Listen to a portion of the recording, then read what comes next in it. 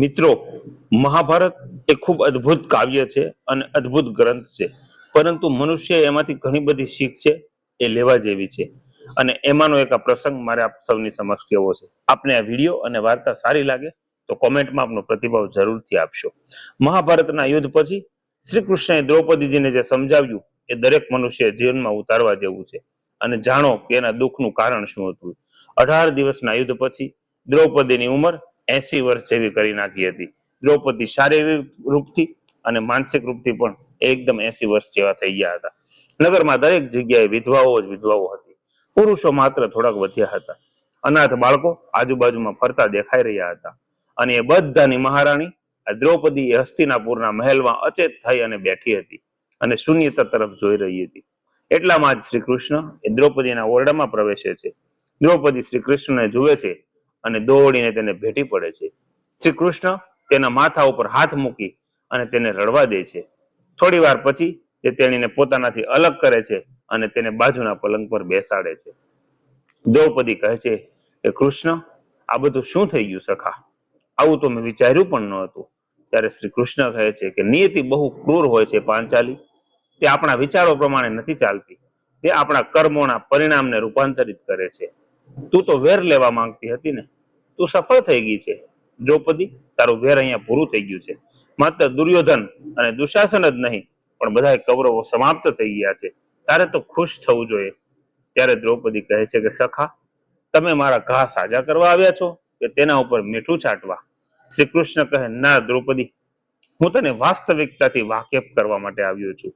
આપણે આપણા કર્મોનું પરિણામ દૂર સુધી જોઈ શકતા નથી, અને જ્યારે તે આપણે સામે હોય છે ત્યારે આપણા હાથમાં કશું રહેતું નથી. દ્રૌપદી, તો શું એ કહે છે કે તો શું આ યુદ્ધ માટે હું જ સંપૂર્ણપણે જવાબદાર છું સખા? ત્યારે ભગવાન શ્રી કૃષ્ણ કહે છે કે ના દ્રૌપદી, તું પોતાને એટલી મહત્વપૂર્ણ ના સમજ. પરંતુ જો તું તારા કર્મોને થોડી દૂરદર્શિતા રાખી હોત ને, તો તને આટલું કષ્ટ ના મળ્યું હોત. દ્રૌપદી કહે, શું વાત કરો છો? હું શું કરી શકતી હતી?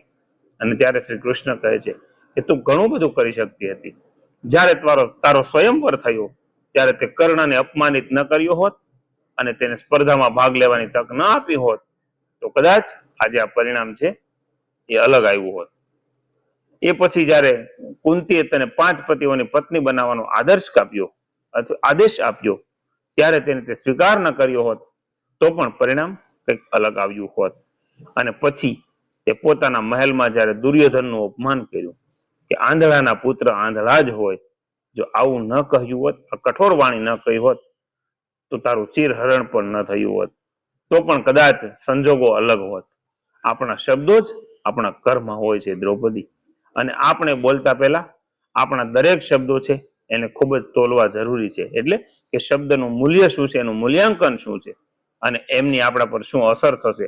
જો આ બધું જ આપણે વિચાર્યું હોય ને, તો આ પરિસ્થિતિ ન થાય.